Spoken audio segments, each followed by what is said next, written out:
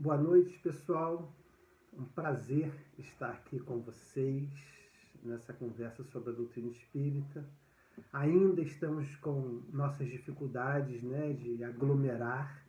Graças a Deus o momento mais agudo está passando, mas ainda usando esse meio virtual para nós conversarmos. Quem sabe é o meio que veio para ficar, né? Porque de certa forma facilita, mas não significa que nós também não queremos estar juntos, ainda mais nas nossas casas espíritas. Então é um prazer, estou com saudade de Rondinha, grato a vocês pelo convite para estar aqui conversando hoje. E eu queria, em nome, pedindo apoio, né, dos amigos espirituais, do nosso Mestre Jesus, eu queria dizer para vocês que hoje eu quero conversar sobre uma página do livro Cartas e Crônicas do Espírito de Humberto de Campos, trazido pelas mãos abençoadas de Chico Xavier. Eu estou aqui com o livro na mão, vou mostrar para vocês. Esse é o livro, a edição um pouco mais antiga, já tem uma edição mais moderna. E é um livro desse autor que eu adoro muito, Humberto de Campos, que é um excelente contador de história. As crônicas e os contos de Humberto de Campos, quando ele encarnado, faziam muito sucesso. Ele era um escritor muito lido, muito conhecido. E quando desencarnou, rapidamente, em poucos meses, deu mensagem através do nosso Chico. Isso lá nos idos dos anos 30 do século passado. Mas vamos ver essa página que eu quero conversar com vocês sobre ela hoje. Como ela tem quase 100 anos, não, essa tem menos, mas tem aí já seus 60, 70 anos, e como ela é absolutamente atual. O título é A Petição de Jesus. Vocês vão ver, olhando aqui para baixo, eu estou aqui acompanhando o livro, mas eu não vou ler, mas eu quero acompanhar para poder trazer alguns pontos que eu considero fundamentais dessa página, dessa história, e no final eu vou contar para vocês por que eu considero tão importante. O que essa página tem a ver com as nossas vidas, com a nossa vida cotidiana. Então, conta Humberto de Campos que Jesus gostaria de visitar determinada pessoa, que era o Jeremias, chamado Jeremias o Curtidor, porque trabalhava nessa tarefa, mas ele não podia, ele estava envolvido em outras atividades. Então ele chamou a Pedro. Pedro era um discípulo muito próximo do mestre, era um discípulo um pouquinho mais velho do que a maioria dos outros, compreendia a tarefa do Cristo, dava ao Cristo a importância que o Cristo merecia, mas ao mesmo tempo tinha certas dificuldades. Ele era muito impetuoso, muito firme, muito forte, então ele tinha certas dificuldades. Se bem compreendesse a magnitude da tarefa do Cristo, às vezes se perdia nos detalhes. Bom, então Jesus chama Pedro, esse discípulo, e fala: Pedro, vai na casa de Jeremias, o curtidor, por favor, porque a filha dele, a Sara, está meio perturbada, está um pouco doentia, está confusa. E eu queria que você fosse lá apoiá-la. Bom, Pedro, imagina, sem tergiversar, sem titubear, no dia seguinte, de manhã cedo, se põe a caminho para a casa de Jeremias, o curtidor. E volta de tarde e é indagado por Jesus. Como é que foi, Pedro? Como é que você desempenhou a tarefa que eu te pedi? Como está Sara? Você pôde deixá-la melhor um pouco do que ela estava? Bom, aí Pedro começa a contar a Jesus como é que tinha sido esse dia, o que tinha ocorrido na casa de Jeremias, o curtidor. Então Pedro começa falando: mestre, todo esforço de ir, o caminho árduo, distante, foi em vão. E Jesus então põe os olhos atentos sobre Pedro para continuar observando, ouvindo o que Pedro fala. E Pedro então continua: chegando lá, Senhor, antes de adentrar na casa, no galpão, eu já vi o dono da casa, Jeremias, se refastelando com uma criada, definitivamente embriagado. E eu perguntei para ele sobre a filha e ele me respondeu com impropérios. perguntou quantos piolhos eu tinha na cabeça, falou palavras de baixo calão, e eu já vi que aquela casa estava mais parecendo um antro de perdição do que propriamente um lar. Nós sabemos que esse abastado, rico comerciante, ele é muito envolvido nos bens materiais, mas me recebeu muito mal, Senhor. Bom, deixei esse patriarca, que mal parecia um patriarca, não se comportava como tal, e adentrei na casa. Isso tudo Pedro contando para Jesus, e Jesus com o seu olhar compassivo, compreensivo e atento. E aí Pedro fala, bom, cheguei e encontrei Zoar. Zoar é um filho, o filho mais idoso. E nesse momento Zoar estava jogando dados a dinheiro e parecia que perdia alta soma de dinheiro nesse jogo. Quando me viu, ficou nervoso, talvez imaginando que eu fosse algum enviado do seu pai, ou que eu fosse algum cobrador. Ele ficou nervoso e me acolheu aos berros. Não respondeu o que eu lhe perguntava. Quando eu lhe indaguei sobre sua irmã, ele me disse que a sorte da irmã pouco lhe interessava, que se a irmã estava doente ou não, isso não era da sua conta. Bom, eu já tinha sido recebido daquela forma pelo pai, agora, Senhor, fui recebido dessa forma pelo irmão mais velho. Mas não desisti. Entrei na casa. E aí eu encontrei a dona da casa. Essa dona da casa me recebeu, estava brigando com uma criança, me recebeu aos gritos, mas os gritos não eram para mim, Senhor, eram para uma criança. Porque essa criança havia, segundo a dona da casa, lhe roubado um figo.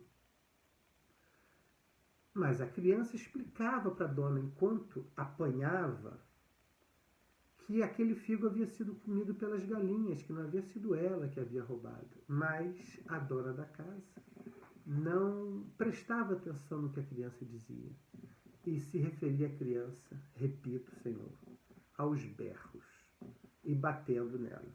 Eu já estava a ponto de desistir da tarefa que o Senhor me deu. Bom, nesse meio tempo, Jesus continuava olhando. Vou ler para vocês aqui o que Humberto de Campos nos diz. Que Pedro continuou a falar diante do olhar melancólico do ouvinte. Ou seja, o olhar de Jesus estava melancólico. Eu, quando leio essa página, interpreto aqui, nesse momento, não sei vocês, o que está passando aí pela cabeça de vocês, mas eu, quando leio essa página, eu interpreto aqui nesse momento que o olhar melancólico de Jesus se refere às dificuldades que Pedro encontrou. O olhar melancólico de Jesus se refere ao comportamento do pai da casa. O olhar melancólico de Jesus se refere ao comportamento do irmão mais velho ou do filho mais velho. O olhar melancólico de Jesus se dá pelo comportamento inadequado da matriarca, batendo numa criança a ponto de tirar sangue dela por apenas um figo que supostamente a criança havia arrancado. Então, nesse momento da página, estamos mais ou menos no meio dela, eu interpreto dessa forma o olhar melancólico de Jesus. Mas aí Pedro continua a falar. E Pedro diz o seguinte: Senhor, mas não foram apenas essas dificuldades. Sem uma indicação precisa de como chegar no quarto de Sara, porque a mãe me indicou de maneira equivocada, perturbada que estava pelo episódio com aquela criança, entrei no quarto errado. E aí encontrei Josué. Josué é o filho mais moço do casal. E Josué estava colocando as mãos no cofre da família. Nesse instante, imaginando que havia sido pego em flagrante por algum membro ou conhecido do seu membro da família ou conhecido do seu pai, ele respondeu com raiva: estava a ponto de me bater, Senhor. Levantou os punhos para me agredir, achando que eu iria delatar o que ele estava fazendo ao seu pai. E eu expliquei para ele que a minha missão ali era outra, que a minha tarefa ali era outra, que não me importava o que ele estava fazendo. Eu apenas lhe pedia para que me orientasse como chegar no quarto da sua irmã, da Sara. Bom, então ele, contrafeito, me indicou o quarto da Sara e eu finalmente cheguei no quarto dela. Aí Humberto de Campos fala assim: ah, mestre, que desilusão. Tanto esforço para chegar no quarto da Sara e logo vi que ela estava doente. De fato, como o senhor havia dito, mas assim que me viu, a estranha criatura se tornou inconveniente.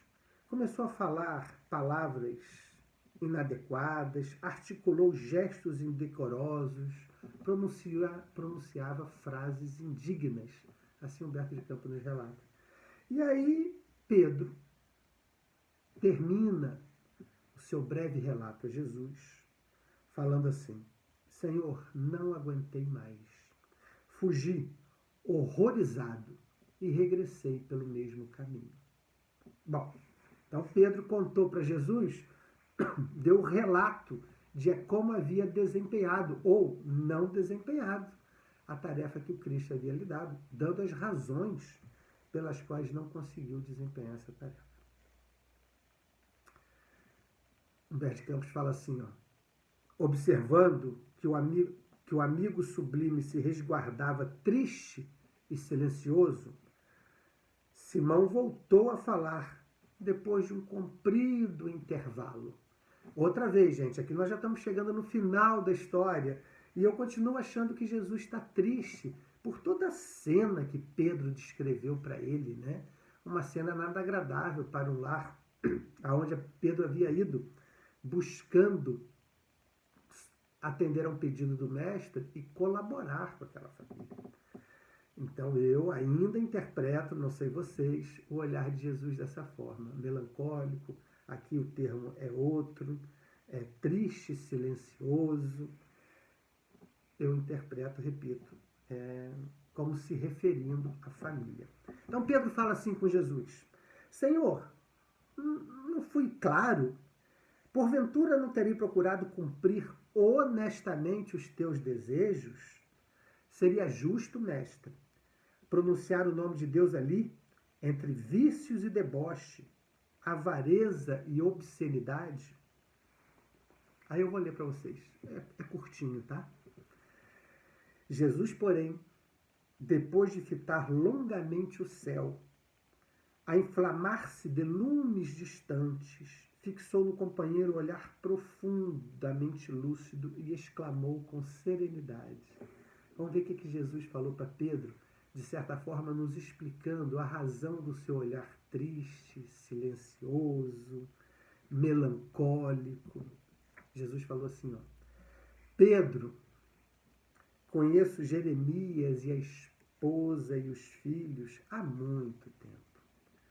Quando te incumbi de ir ao encontro deles, apenas te pedi que auxiliasses.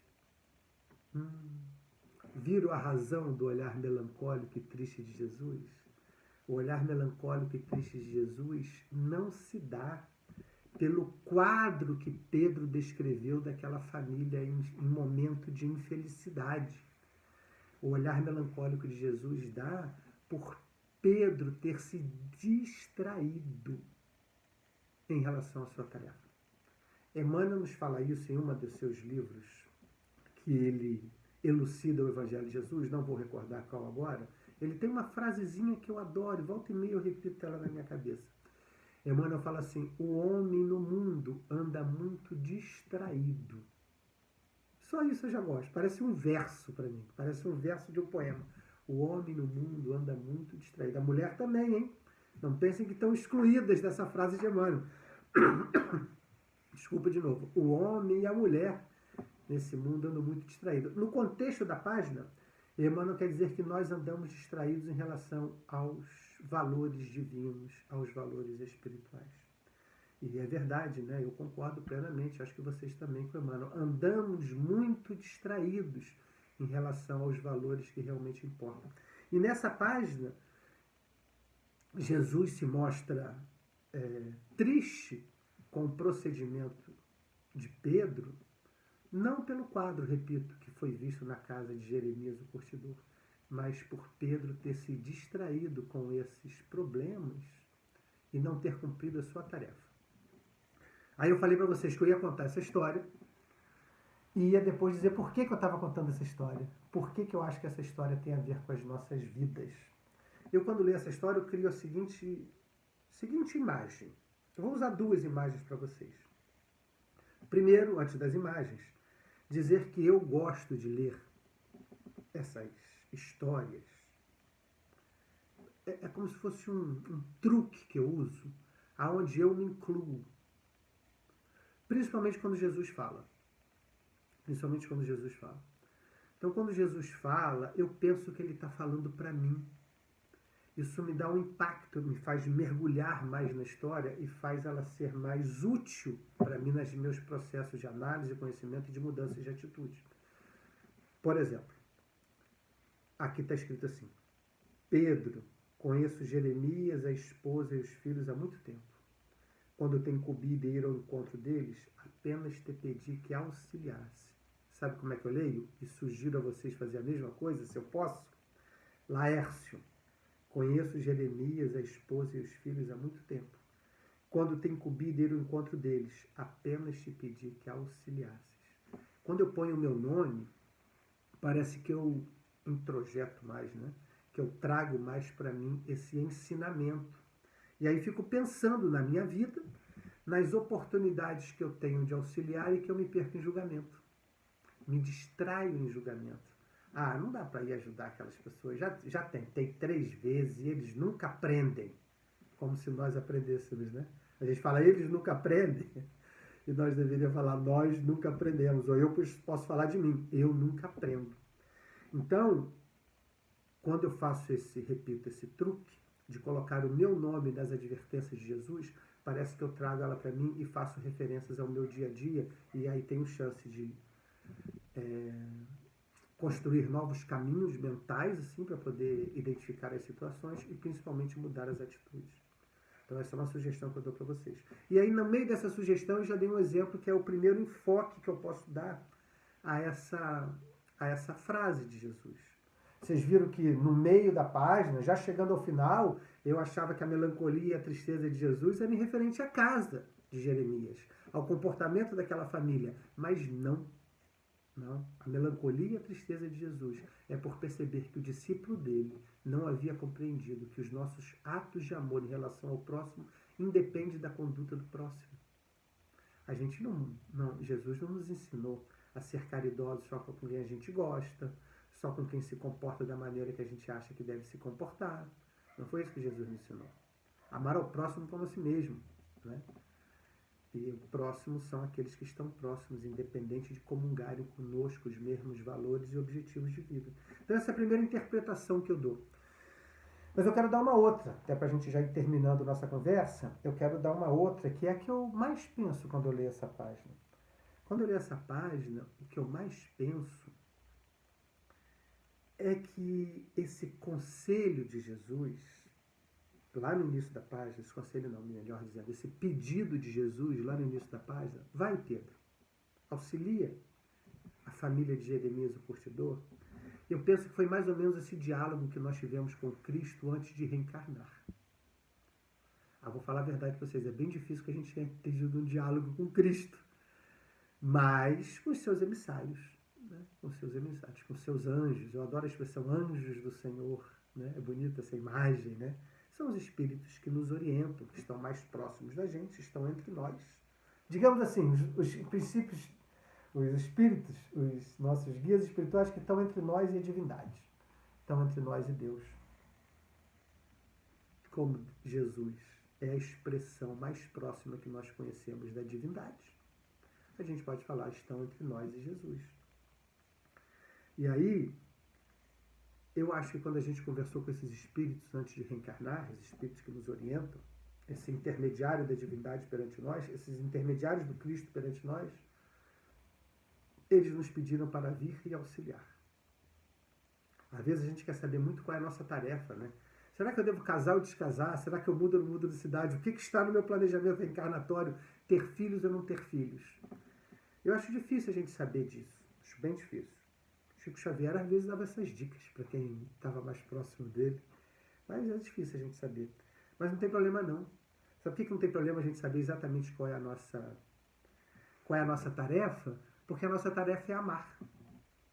Então independe se casou, descasou, se teve filho ou não teve, se mudou de cidade ou não mudou, para ficar nesses exemplos que eu dei. O importante é que a gente tenha feito tudo isso encapsulado no amor. Que a gente tenha feito qualquer uma das nossas decisões sejam orientadas pelo amor. Por isso que Jesus disse a Pedro, e está lá numa das cartas de Pedro, o amor cobre uma multidão de pecados. Então qual é o nosso planejamento reencarnatório? Amar. Ou, se a gente achar amar muito grande, porque é por isso que João, o evangelista, definiu Deus como amor, né? Que é Deus. Acho que João pensou, deve ter feito uma frase desse tamanho, um capítulo inteiro, e sintetizou e falou: Deus é amor. Então, amar para nós, na plenitude, é difícil. Mas por isso que eu uso esse termo, encapsular, ou seja, envolver as nossas atitudes no amor. O tanto que a gente der conta, o tanto que a gente puder. Então, eu acho que no nosso planejamento reencarnatório, Jesus, através dos seus imitados, falou assim: vai lá, Hércio. Usando o truque que eu falo para vocês de trazer para mim, vai lá, Hércio, vai lá e auxilia. E aí, gente, eu tenho temor de ter o mesmo diálogo com Jesus quando eu voltar que Pedro teve. Chegar lá com Jesus, seus emissários, e falar assim: ah, fulano, não deu. Você viu como a terra está complicada? Pelo amor de Deus, é um cada um por si. É uma materialização de todas as relações sociais. Se monetariza tudo. As coisas, o ter tem mais importância que o ser. As pessoas são muito difíceis. E uma crise social, e uma crise econômica, e uma crise ambiental. Ah, não deu para desempenhar minha tarefa naquelas situações tão complicadas. E a mulher com quem eu casei, e o homem com quem eu casei, só me dificultou. E meus filhos que não me ajudaram nada, e meus pais que não me orientaram bem. Não vai adiantar até esse papo. Não vai adiantar. Porque Jesus vai responder para a gente: mas Laércio, quando eu te pedi para ir lá, eu apenas te pedi que auxiliasses. Jesus não quer um relatório da situação do planeta, até porque ele conhece melhor que nós a situação do planeta, da sociedade e das nossas famílias. Não é isso que Jesus está procurando. Não é diagnóstico nem relatório. Ele está procurando ação no bem de nossa parte. Que a gente coloque as nossas mãos à disposição dele para que o bem prevaleça. Então, gente, era essa a conversa de hoje.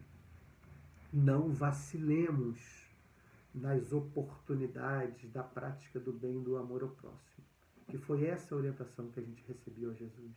Quando a gente se pôs a caminho, como Pedro fez para ir na casa de Jeremias, o curtidor, quando a gente se pôs a caminho para poder fazer o bem e seguir esse desígnio de Jesus. Não vacilemos nesse desiderato. Desiderato é uma palavra antiga, né? Não vacilemos nesse objetivo, dessa oportunidade das nossas encarnações nesse planeta, que é fazer o bem, contribuir de alguma forma com quem está ao nosso redor. Por eles e, ao final, por nós também. Tá bom? Essa era a conversa de hoje. Que Jesus siga nos amparando, nos abençoando e que nós possamos cada vez mais colocarmos à disposição dele para que os seus desejos, os seus desígnios possam se fazer presentes aqui no nosso planeta. Um abraço para todo mundo.